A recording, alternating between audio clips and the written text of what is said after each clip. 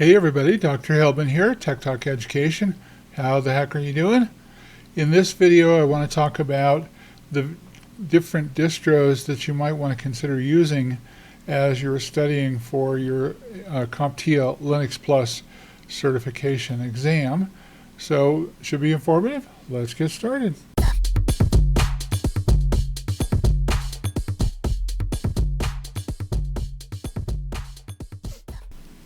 So it dawned on me, you can't tell what my t-shirt says because I've got the bottom half cut off due to the camera, but it says, my other computer is your computer. Pretty funny, right? Okay, so let's talk about Linux. Let's say that you're studying for the CompTIA Linux Plus certification exam, which you should. It's a good cert to have. And what you're going to find out is that you need to play around with Linux. And if you don't have a plethora of laptops or something that's capable of running it, what do? Well, I recommend that you run it in Oracle VirtualBox in a virtual machine. Now, what are your choices? So the first thing that I want to show you is DistroWatch here. It's distrowatch.com. And this is where most of the popular distros are cataloged, and you can get a lot of information about them. And if you look on the right-hand side of the screen, you can see all the top distros there, Mint being number one. And I've said this before, your grandma could use Mint pretty easily. It's not too bad. Comes with a bunch of open source software that can easily replace things like Microsoft Office, for example. So there are some others that you might be interested in, and some are not available. So let's talk about what's happening. First of all, you need to be familiar with Red Hat Linux. It's called Red Hat Enterprise Linux, RHEL, and it is a for-profit endeavor. So even though Linux is open source, Red Hat is not. You don't buy a license necessarily. What you're doing is you're buying the support, but you have to buy Red Hat Linux, RHEL. And by the way, it is now owned by IBM, so that could be a problem. I don't know. But anyway, how do I learn about RHEL? There's a separate certification for RHEL. You can go out and get an RHEL certification, and it's used all over the place. If you look at the companies here that are using it, AWS, Azure, Google Cloud, IBM Cloud, Oracle Cloud. So it's used extensively. It's a good product. If I look down here for all Red Hat, you can see that I have a bunch of different choices for just getting more information about Red Hat. But RHEL isn't going to do you any good in studying for the Linux Plus certification exam, except that you know about it and you need to learn how it works, because it's a little bit different than the other distros in the way that it works. Now, there's a couple of recommendations that I have for you. The first is called the CentOS project. And CentOS it's designed to work like RHEL. So if you download CentOS and you begin to work with it, you'll find that it supports the RHEL system of commands. And it says, continuously delivered distro that tracks just ahead of Red Hat Enterprise Linux. And so if you click download here, you're going to have some choices. Now what I would recommend, and somebody advised me that when you're studying for the Linux Plus cert, you don't need to go with the latest and greatest. What you really want to do is you just want to get a handle on how it works. And my experience is that if you have an AMD processor in your computer, you're going to run into some problems trying to run CentOS in a virtualized Oracle VirtualBox environment. It doesn't play well in the sandbox with AMD. So instead of version 10, maybe you should try version 9. You have both choices here. Version 9 you can download for the ARM. Of course, that would work in the old Apple PCs. You can download it for IBM PowerPC, IBM Z. So you can see that there is a link here with IBM, and you and I don't have a Z390X running around. Probably don't have a PowerPC like this running around. So if I selected mirrors. You can get an RPM. That's not what we want for VirtualBox. We don't want a cloud version. We could download a container and run it inside a container. And then here is a thing called Vagrant. Now this is really interesting because Vagrant is another tool. It's another tool that allows you to download and operate software inside a VM. But Vagrant does play in the sandbox with Oracle VirtualBox. So if you click this boxes here to see what they're offering, you can see the company's name is HashiCorp. And then I have the ability to go get a Vagrant box. But what that means then is that you have to fiddle around with Vagrant to be able to get it to work. So I think probably go to x86-64, download version 9, put it in wherever you want to put it. You can put it in your software folder or wherever you want to store it. I would store it fairly permanently, and then you can use it. So that's CentOS. CentOS is designed to be a replacement for Red Hat Enterprise Linux that is you don't have to pay for. It's open source, and it will emulate RHEL. And so that's one choice that you have. And I've had students before that love CentOS, and so that's something that I would recommend. You need to figure out a way to get that. Or another tool that you can get is Rocky Linux. Now, Rocky Linux is made by the same people that make CentOS. So you're still going to run into that AMD issue, and maybe you look at going with a downscale version, like version 9.5 is the latest and greatest. Maybe you go with Rocky Linux 8, for example, and you're going to grab the DVD ISO. What we want to do is we want to install this as an ISO. So I'll click this. I'll go down to my D drive. I'll go to software. I'll go to Linux. I've got Rocky Linux here. You can see that I downloaded version 9. I ran into some AMD issues with it. So I'm going to try this this Rocky 8 AMD ISO, and we'll see if it works any better. These are massive images, like these are 11 gigs, so you've got to wait a while this thing is downloading. It's going to take some time to download.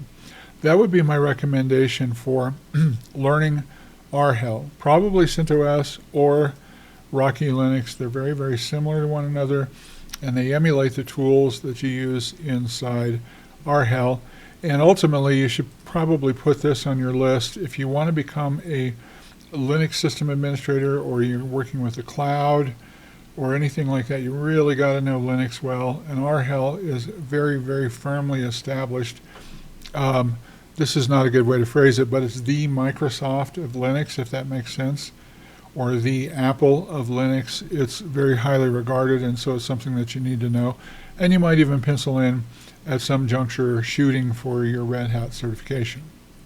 Now that's one software distribution, and it is not, Red Hat is not available on DistroWatch. There is nowhere in here, and if I do a Control F to try to find it, I'm just going to type in Red and Hat, and there's two versions of it, so let's see where we're headed. See, it says Red Hat Friday 5 here. Let's go see the next one.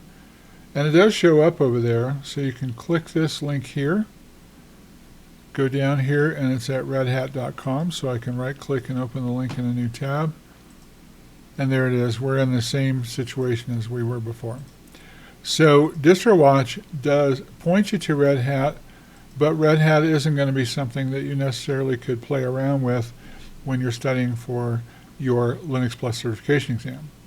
Another one is called OpenSUSE. Now, this is a very, very interesting thing. So, OpenSUSE was a German company. You might hear it pronounced OpenSUSE or OpenSUSE. Doesn't matter to me which way you pronounce it. Not that I'm grading you on it anyway. But OpenSUSE, there was a networking company called Novell NetWare. They were based out of Salt Lake City. And Microsoft managed to completely bankrupt that company. Like, they went out of business, sort of. They got out of the networking business, and they acquired OpenSUSE. And I don't know if it's bounced around since then or not. But it's very, very good. I think you're going to like playing around with OpenSUSE. It has a little bit different set of commands than something like CentOS or RHEL or others, so you need to know about it. And there are two recommendations. So the first is you could go with Tumbleweed, and it says this is the newest Linux package with rolling release. So what that means is that you can do just like you do with Kali, and it'll upgrade off of OpenSUSE rolling. Or you could download Leap. And this is just a regular download. And if you click Install Leap, what you do is you download it as an ISO, and then you're going to install that inside your VirtualBox machine, and it installs just fine. So that's a good idea. You need to download and play around with OpenSUSE. I would recommend Leap, and the reason for that is because you're not really concerned about the latest and greatest. This isn't your goal when you're studying for the Linux Plus certification exam. What is your goal is that you want to know about how this software differs from, say, RHEL or CentOS or Rocky and other Linux distros like Kali, Debian, etc. So that's something that you should think about. Now, let's talk about Ubuntu. So Ubuntu is definitely something you need to know about. And Ubuntu is the 800-pound gorilla in the area of open source Linux. It's very popular, it's very good, it's very well known. This is something you need to be familiar with. And I love this company, Canonical.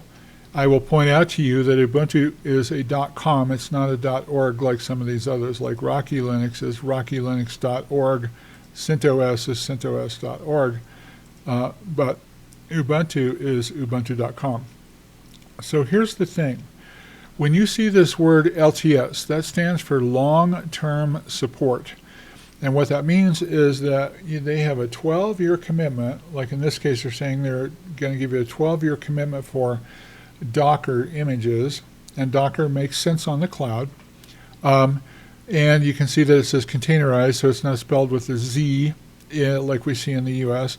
That's because this is a European company, and there's a story behind that.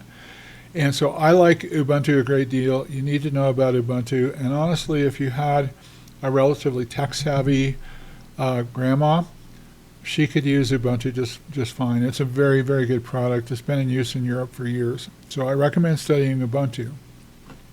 Now there is another product that I think you should consider, and it's called Fedora. So if I look for Fedora, I hope you're getting the hat sort of metaphor here. This also is a Red Hat spinoff. This is the open source spin-off of Red Hat, and look, it's on version 41, so it's been out a long time. It's very, very good. I think you'll like Fedora a lot. But what is my point here now? So my point is you got to download these, put them in a software folder somewhere, and then you can use Oracle VirtualBox, build out yourself a little Linux test lab. So you've got these VMs. You bring up a VM, you're checking it out, you're running the commands, you're seeing how it works, that sort of a thing. That would be the idea. So you're going to want at least 4 of these. So I recommend Fedora, OpenSUSE, and it's going to be OpenSUSE Leap here, and then Ubuntu, and then either Rocky or CentOS. And you will have a problem getting a hold, having them work on an AMD computer. You've got to try and work around that. You may not be able to do that. You might have to, put them on an Intel-based laptop somewhere or something like that. So DistroWatch shows all of these in here, and so as you go down through the list, here's Ubuntu, here's Fedora. It's always been very highly thought of. Here's OpenSUSE. This guy here, Elementary, is really interesting. So it's made to look like, if you get a picture of it, it's supposed to look like the Mac. So they're trying to duplicate the Mac, which I think is kind of cool. I think it's okay. Okay, now I've talked about the distros that you're going to need. Now let's go look at them running inside Oracle VirtualBox. Before I show you the VirtualBox VMs that I've set up here, I just wanted you to know about a couple of things that you might run into. First of all, when you're installing, say, SUSE, OpenSUSE or OpenSUSE, Leap, you get a choice of different desktops. Now, this is not like Windows or like the Mac where you have one desktop, one GUI, one graphical user interface. You have a choice of GUIs. In Linux, they're called desktops. And so you've got the choice of KDE, Plasma. This is with OpenSUSE. GNOME, which is very popular. XFCE, which is light and fluffy and airy. It doesn't take up a lot of room. It's good for older hardware. Then in SUSE, you have generic desktop and then a server, in which case you wouldn't have a GUI at all. You just do everything through the command prompt. And Windows Server is doing that now. You can install it as just basically a GUI-less type of environment where you use, PowerShell and things like that. Now this is what CentOS looks like. So you're going to run into the same deal. You're going to get some choices here. You get the choices of Cinnamon, GNOME, KDE, Mate, which is new. That's not something that's included in OpenSUSE, and then XFCE. Cinnamon is not included in OpenSUSE as well. And then there's two of these deals called Macs here. And so that's CentOS. Now, why am I saying this? Well, because in some cases when you're installing this software, you're going to get a choice of the GUI that you want to install. My recommendation is that you play around with these different GUIs. So, for example, if you install KDE with OpenSUSE, maybe you would decide to install GNOME or Cinnamon or something else in CentOS just to see what it looked like. Now, what are they? So KDE Plasma is modern. It's best for users who value aesthetics and flexibility. It uses quite a few resources. GNOME is streamlined and minimalist. I'll show you that when we look at Rocky Linux. That's using the GNOME interface, and it's focused on productivity and just basic simplicity. You want a clean, no-frills experience. It's medium on its demands from your hardware. XFCE, we talked about, is lightweight. It's ideal for low resource or older systems. It's best if you want to prioritize the speed and the efficiency over the visual effects. GNOME in Rocky it's beautiful. It really is pretty the way they've done that. Then there's an interface called Mate. This is a continuation of the GNOME 2 desktop. It provides a traditional layout with modern updates. It's best for users seeking familiarity with a lightweight feel. So it's a little bit lighter than GNOME, low to medium resource usage. Cinnamon is interesting. So this is available in Ubuntu as well. Elegant and modern desktop interface, originally from Linux Mint. Now, Mint and Debian and Kali and Ubuntu are all based off of Debian. And so when we're talking about Linux Mint here, that is a Debian distro. It's a fork of a Debian distro. And you have the choice of using Cinnamon when you're installing Linux Mint. It's best for users who prefer a Windows-like experience with good aesthetics and ease of use, and its demand is medium. Now there's a couple of things on Macs. So this is CentOS, all available desktops installed, allowing you to explore and switch between them. That's actually kind of cool because you could check out and see which desktop you liked, so you didn't have to rely on any one desktop. Then there's a thing called generic. This is a minimal desktop with reduced packages, allows for customization. Now, how do you choose? Well, if you're new to Linux or you're evaluating it, you should probably opt for KDE Plasma or Cinnamon. These provide a polished and an intuitive experience. GNOME is a solid choice if you're looking for simplicity. If you're testing on older or less powerful hardware, choose XFCE or Mate. They're lightweight, they run well on low resource systems. If you want flexibility and you're using CentOS, select Max so you can try all of the environments. And it's listed twice there because they think that it has something to do with the idea of an x86 64 versus Arch 64 or something like that. So if you know why there's 2 Maxes listed there in CentOS, please drop a note into the comments. I'd love to know about that. Also, I wanted to call your attention to a very peculiar thing that you will encounter as you're installing these different Linux distros. What happens is you're presented with a screen like this. This is for Rocky Linux, and it's showing you the different choices that it's going to make. Like here's English keyboard, English language. You might have time and date not set, or it defaults to New York, so you have to set that to your particular time zone. And then what happens is you've got to go through and fill out all of those things that have a warning sign to them. So here, root password has a little warning sign, user creation has a warning sign, installation destination has a warning sign.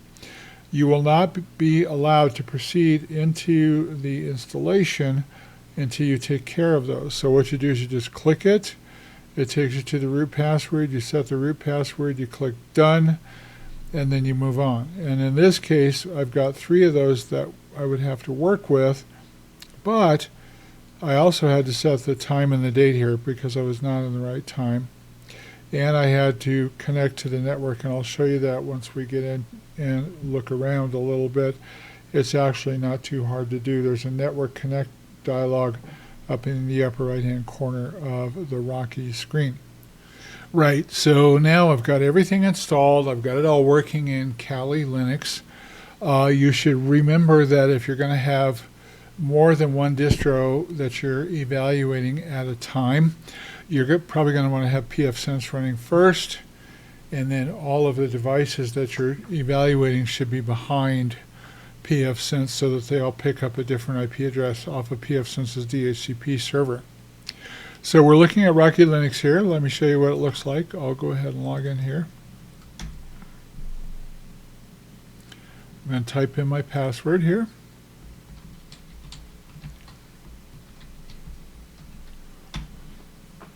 Now this is pretty common. So this is using good old GNOME, and it's a simplified look. A couple of things you can do. You can right click and you can go to display settings. In my case, I've changed the display settings to 1920 by 1080, 16 by 9 ratio right there. You can do some other things here as well. You could add a Wacom tablet or other stuff. So it's pretty cool. And then also you can right click and change the background. Now there aren't too many backgrounds out there. There's only 2, one that you're currently seeing, the default, and then one that shows a lock screen. But you could import other backgrounds. That's something you're probably going to have to Google to figure out where those backgrounds are located. So if you decided to go get another picture and make it your background, you put it in the correct location. Now what we've got is a single button. So I click this button. This is the GNOME interface. This is like Ubuntu. Ubuntu uses this. And so if you click these 9 dots here, you get the ability to search for other software. There's even the software store here. And so that's how GNOME works. And of course your big guys are the terminal. That's always going to be something you're going to use quite a bit. You've got help. You've got the software store, the file cabinet, and then the Firefox browser. It's a very, very simplified interface. Let's bring up the terminal here. I'm going to type in IP space A. That works just fine, so it'll yield the IP address for you. Clear the screen. Typically what I do is I try to ping a host just to, when I've got this up and running. I just want to make sure that I'm able to get outside because I'm using VirtualBox, and it's set for intnet, and my pfSense router is set for NAT. But this is working, so it's responding just fine. Now let's talk about Red Hat. So instead of typing in sudo apt install or sudo apt update like that, that's not going to work for you because you're using a Red Hat clone here, and so the title of the app that you're going to use to do this isn't apt, is DNF. So what you can do is type in delta Nancy Foxtrot, November Foxtrot, I guess I should say. And we're going to say update like that. Let's see if it works. Okay, now it wants my password. So this is very canned, very boxed. We trust you have received the usual lecture from the local system administrator, which happens to be me in this case. Usually boils down to these three things: respect privacy, think before you type, blah, blah, blah. With great power comes great responsibility. Love that, no problem with that. I'll type in my password again. By the way, you're not going to see your password, so if you get fat-fingered on your password, just hit the backspace key a bunch of times and to take you back to where you were starting. There we go. And so this looks just like normal, just like you would expect, except it's using the Red Hat DNF command instead of APT. So we're dealing with Red Hat Linux here. The kernel's the same. So the Linux kernel it's remained unchanged, but it has evolved. So people have taken it and done different things with it. And so in this case, we're looking at Red Hat here. And it comes up and says, hey, I'm going to update these things. Do you want to do this? I'll type in a yes and hit enter. And then it just updates the system. So this is what Rocky Linux looks like. I want to let you know that when I've been researching this and playing around with this, I did notice on the web that there have been some problems with people who have an AMD processor like I do on my computer. And so if you have a problem like that, you want to research that. What I did was I back-leveled this to version 8, and I've got it working, and it's using the GNOME interface. So that is Rocky Linux. That's how that works. Getting the network going inside Rocky Linux is kind of a manual process. And so if you look up here in the upper right-hand side of the screen, you have the off button to power off the machine. And then you have this little down arrow. If you click that little down arrow, this is a very minimal interface. This is GNOME you're dealing with. You go to wired off and connect. That will hook up the Ethernet or wireless, whatever you're trying to connect to.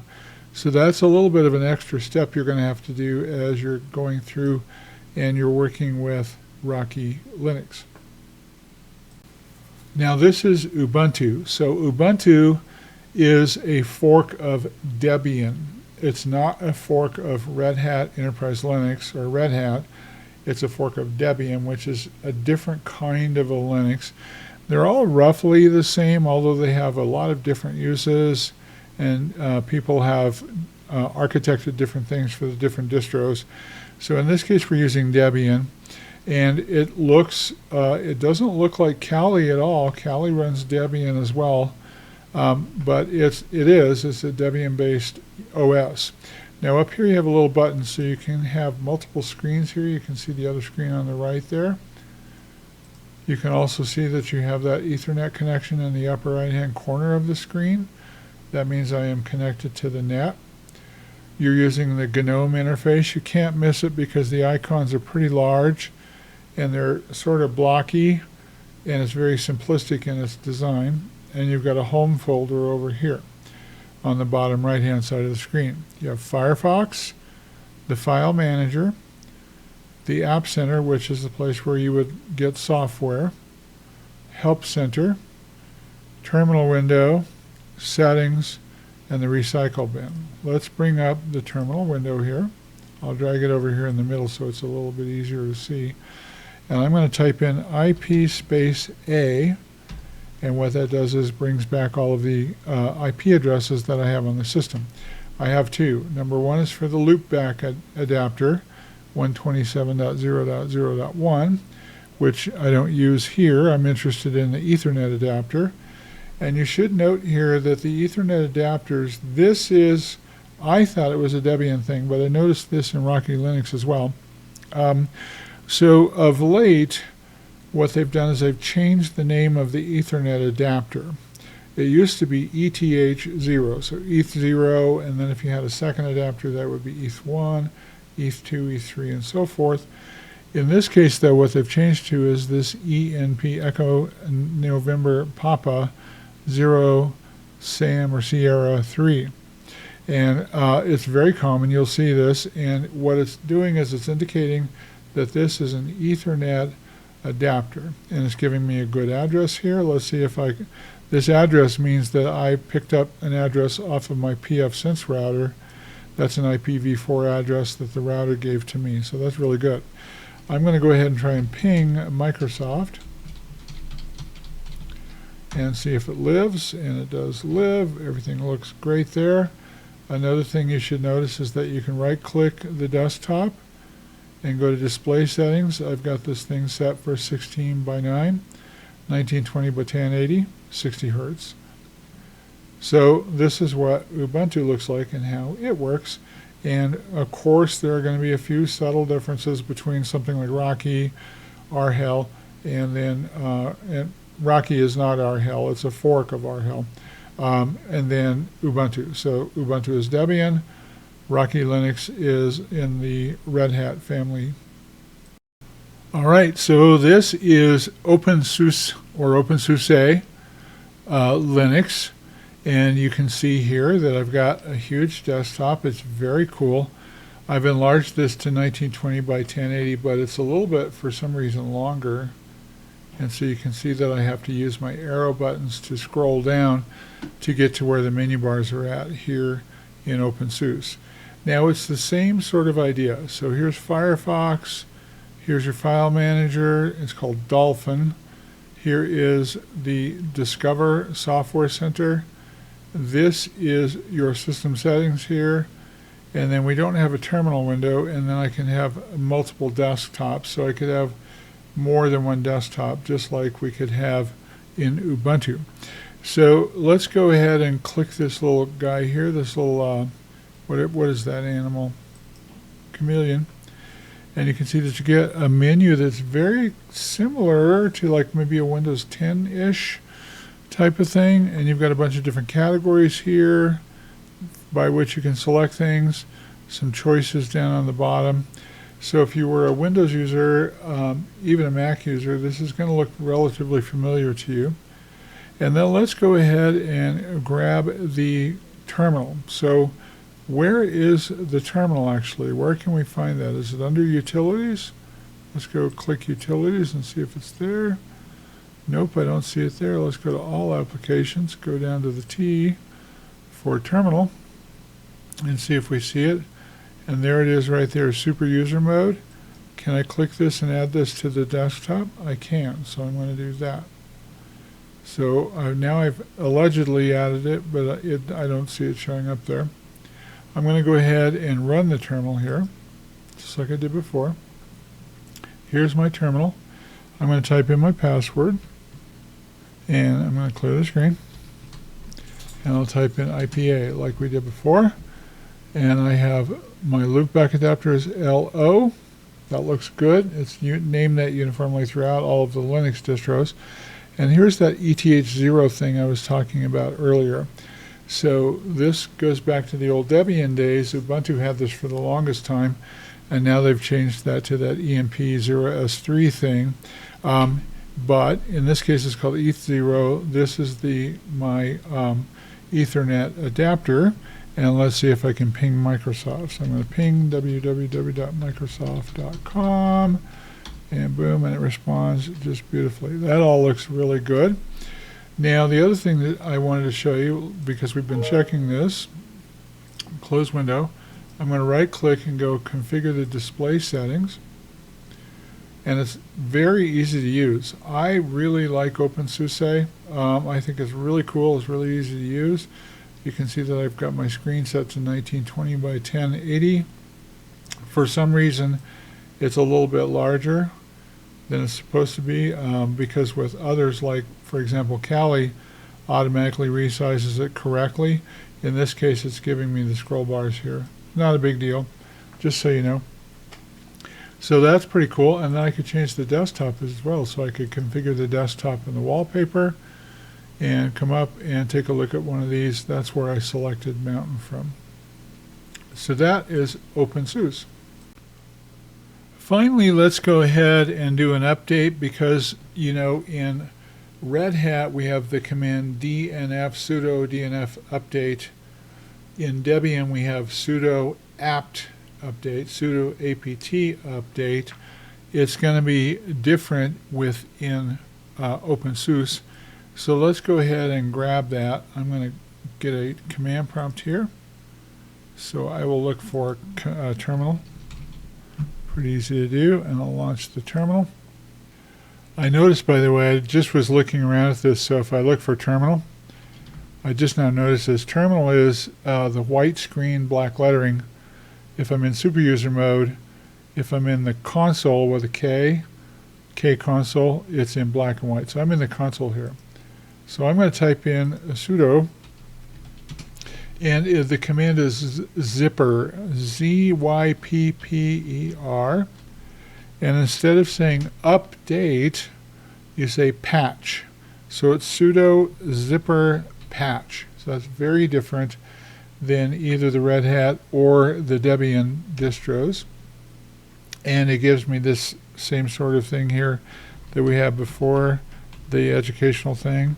I'm going to type in my password, and it's going to go look and find all the stuff that I need for updating OpenSUSE. So that's how you update OpenSUSE. And the thing you've got to remember is, I could have put a tac Y on there, I bet. The thing to remember is that we're dealing with sudo zipper patch. That's your command in OpenSUSE. Okay, now this is really cool. This is what Fedora looks like. So you should be aware that the Fedora project is maintained by Red Hat. And the idea is to stay pretty cutting edge in terms of Linux. This is why it's so popular, because it's absolutely beautiful. They do a good job with this. And it's running in this case, I've got the GNOME desktop again. GNOME is very popular. It's simplistic. It's easy to see. You can see that I have two windows that I can grab here. So this guy right here is what I click to look at full screen, and that shows me the two windows. Also in the upper right hand corner, you can see that I am connected to the network.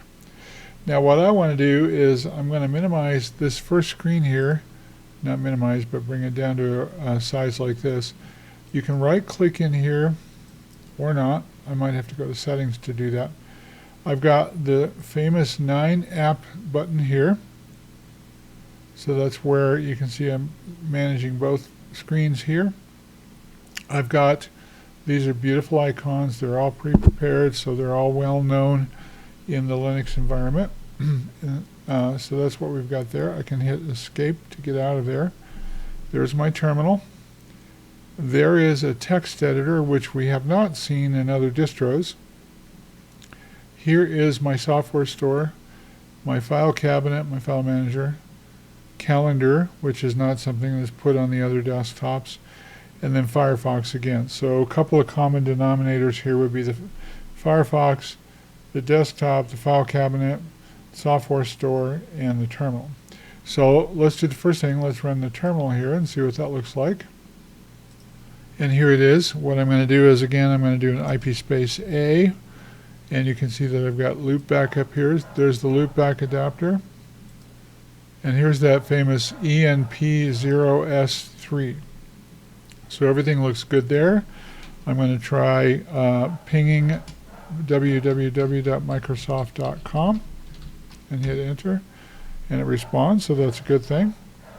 A couple of things that you should be aware of with Fedora is that it updates every 6 months. So you're going to have to be aware of that. And it's going to go ahead and use the DNF command. So let me show that to you. Sudo DNF update, like so. And hit enter. It's going to prompt you for your password, just like before. Some of this is pretty standard. Like you can see, this standard phraseology here is all the same in all of the others. So you can see how that works. And that is how that happens. Now I want you to know that Fedora has a thing called a spin. So if you didn't like this particular GUI layout, you could go look for a different spin. and I will put that link down below in the movie so that you can see what that looks like. So this is Fedora. It is a spin-off of Red Hat, so it's managed by Red Hat. It fully runs the Red Hat OS. It behaves like Red Hat. It's very friendly. It's very avant-garde. It's quite beautiful. So Fedora is super popular, and it's something that you'll need to know about. So now what you're looking at, this is the final one. This is CentOS 9. It's called Stream. I could not get CentOS 10 to work. It came up with a kernel panic. I did a little bit of research. I'm like, bag it. I just want to evaluate CentOS. I don't want to be at the leading edge of it. So that's why you're looking at this here. Upper right corner, Ethernet connected. Very good. That looks good. This is quite the background. I like that a lot. Right click. And let me click in here. Uh-oh. And my mouse gets stuck. So if I try to right click somewhere in here, it just stays on the main screen. So that's it. I'm kind of done messing around with CentOS. Listen, guys, hope you enjoyed these movies, these videos. And if you enjoy watching these things I'm trying to teach here, I learn a ton just by teaching it. I've got to be honest with you. So please like and subscribe. Feel free to comment, share this with your friends. And thanks for joining me on a tour of Linux distros. The point of this is that you want to install these so that you can play around and study for your Linux Plus exam and know the command sets that are in the various Linux distros. So I will talk to you in the next video, and you all have a great day. Talk to you later. Bye-bye.